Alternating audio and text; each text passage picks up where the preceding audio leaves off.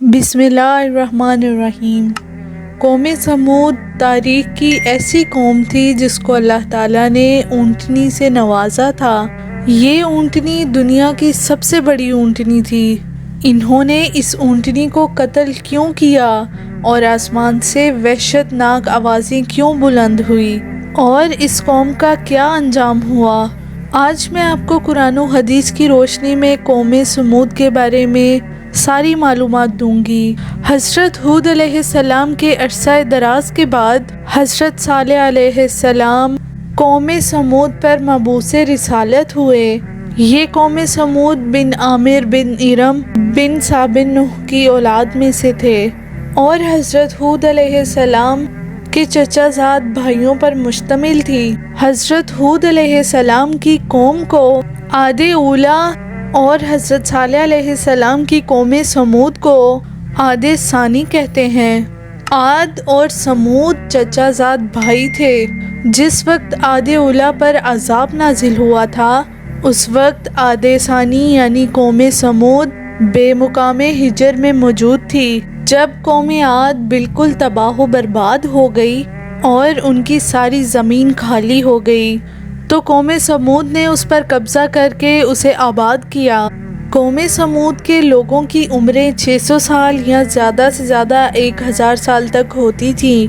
حضرت صالح علیہ السلام 16 سال کی عمر میں مبعوث بے رسالت ہونے کے بعد سے 120 سال تک ان میں تبلیغ کرتے رہے، لیکن انہیں اس مقصد میں کوئی خاص کامیابی نہ ملی اور چند افراد کے علاوہ کوئی ایمان نہ لایا۔ قوم سمود بہت سرکش تھی۔ حضرت صالح علیہ السلام جب ان کی سرکشی سے عاجز آ گئے تو انہوں نے کہا میں تم سے عاجز آ چکا ہوں اور اب تبلیغ کا آخری فیصلہ چاہتا ہوں۔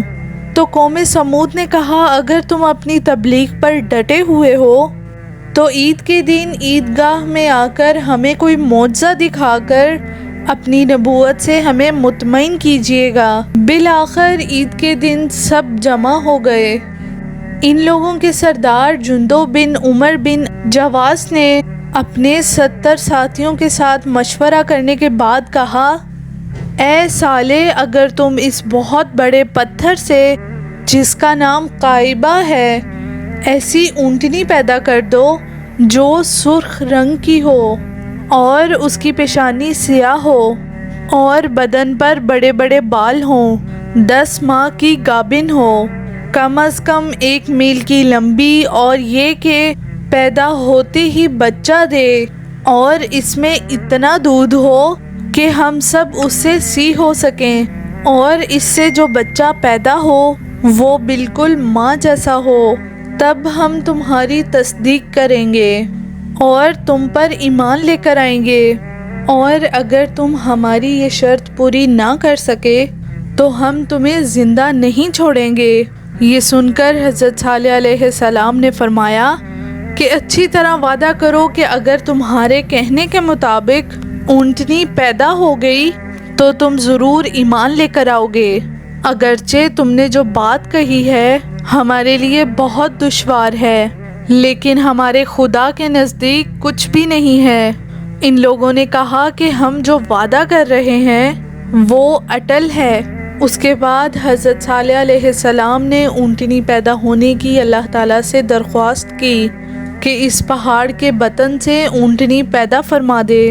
ابھی حضرت صالح علیہ السلام کے دعا کے الفاظ ختم نہ ہوئے تھے کہ ایک مرتبہ پہاڑ میں تھر تھری پیدا ہوئی اور ایک بہت ہی شدت کے ساتھ آواز درآمد ہوئی۔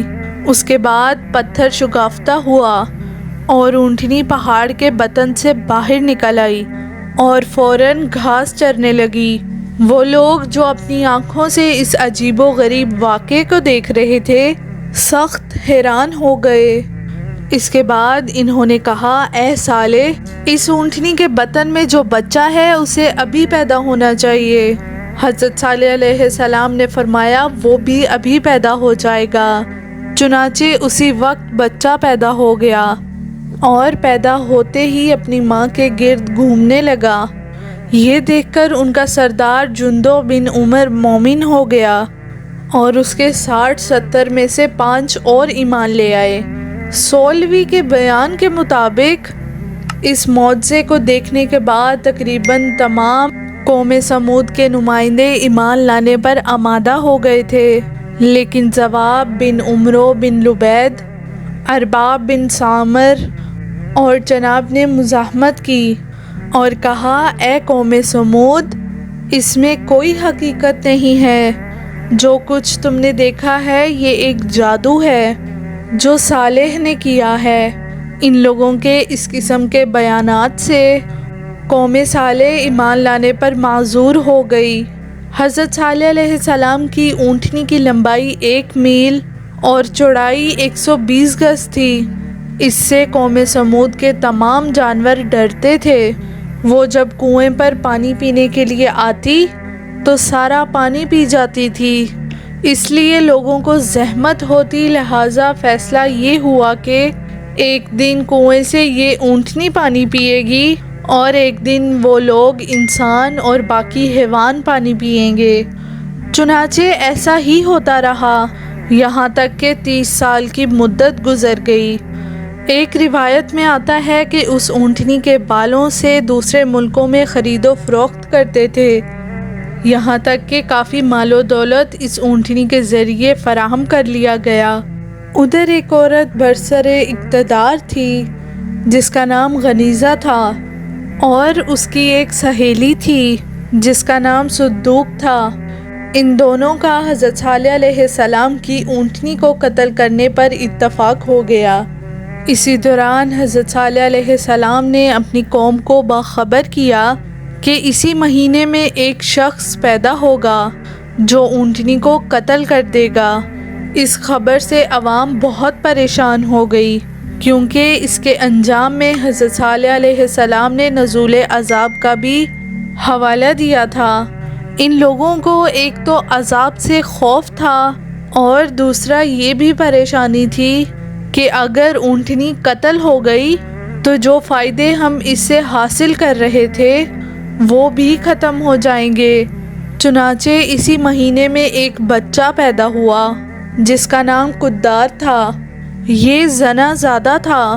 جب اس کی عمر 20 سال کی ہوئی تو اس نے تیر اندازی میں بہت مہارت حاصل کر لی۔ اس کے دل میں بھی حضرت صالح علیہ السلام کی اونٹنی کو قتل کرنے کا خیال پیدا ہوا، اور اس نے اس خیال کو پروان چڑھایا۔ اس نے حضرت صالح علیہ السلام کی اونٹنی کو قتل کرنے کے لیے بہت سے لوگوں کو اپنے ساتھ ملایا، یہاں تک کہ اس کا رابطہ وہاں کی بادشاہ غنیزہ نامی عورت سے ہو گیا۔ یہ شخص وہاں آنے جانے لگا۔ غنیزہ کے دل میں بھی اونٹنی کو قتل کرنے کے جذبات پروان چڑھا ہی رہے تھے کہ اسے ایک مضبوط ہم نوا مل گیا، جس کے بعد اس نے یہ سمجھ لیا تھا کہ اب کامیابی حاصل ہو جائے گی۔ قدار کا ایک دوست تھا جس کا نام مصدق تھا۔ یہ دونوں ایک عورت پر عاشق تھے۔ یہ چاروں ہر شب ایک مقام پر جمع ہو کر شراب پیتے تھے اور عیش و عشرت کیا کرتے تھے۔ غنیزہ نے دونوں عورتوں کو بلا کر ان سے کہا کہ تم دونوں ہمارا ایک ضروری کام کر دو۔ انہوں نے پوچھا، کون سا کام؟ غنیزہ نے کہا، صالح کی اونٹنی کو قتل کرنا ہے۔ اس کی ترکیب یہ ہے کہ جب آج رات کو قدار اور مصدق تمہارے پاس آئیں تو ان سے کہو ہم تم کو اس وقت تک ہاتھ نہ لگانے دیں گے جب تک تم صالح کی اونٹنی کو قتل نہ کر دو۔ انہوں نے کہا کہ ٹھیک ہے۔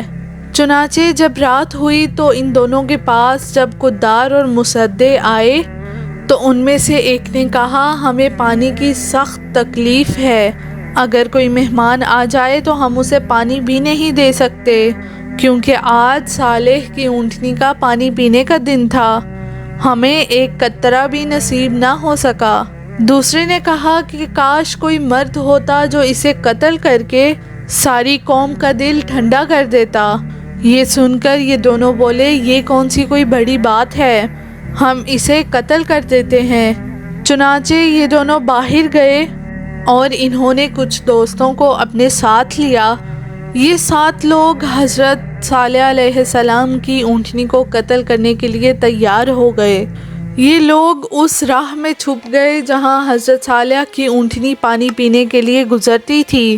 جب یہ اونٹنی پانی پینے میں مصروف ہوئی تو اس وقت ان لوگوں نے اس پر حملہ کیا۔ پہلے ایک پاؤں پر تیر مارا اور پھر تلوار چلائی، پھر دوسرے پیر پر تلوار مار دی جس کی وجہ سے وہ منہ کے بل گر گئی۔ پھر تمام بستی والے لوگ اس پر پھٹ پڑے اور اس کا گوشت تقسیم کر کر کھانے لگے۔ حضرت صالح علیہ السلام کی اونٹنی جب قتل کر دی گئی تو اس کا بچہ بھاگ کر پہاڑ پر چڑھ گیا۔ جب حضرت صالح علیہ السلام کو اطلاع ملی تو وہ پہاڑ پر تشریف لے گئے۔ بچے نے جو ہی حضرت صالح علیہ السلام کو دیکھا تو وہ رونے لگا اور 3 مرتبہ ماں کا حوالہ دے کر چیخ ماری۔ حضرت صالح علیہ السلام نے فرمایا، اے لوگو، اونٹنی کا بچہ 3 مرتبہ چیخا ہے، اب 3 ہی دن کی تمہیں مہلت ہے، 3 دن کے بعد تم پر عذاب کا نزول ہونا شروع ہو جائے گا۔ قرآن مجید کی سورہ ہود آیت نمبر 65 میں ارشاد ہوتا ہے، پورے 3 دن اپنے گھروں میں جس نعمت سے چاہو استفادہ کرو اور جان لو کہ ان 3 دنوں کے بعد عذاب الہی آ کے رہے گا۔ اسی طرح کے واقعات اور معلوماتی ویڈیوز دیکھنے کے لیے میرے چینل کو سبسکرائب کر دیں۔ شکریہ۔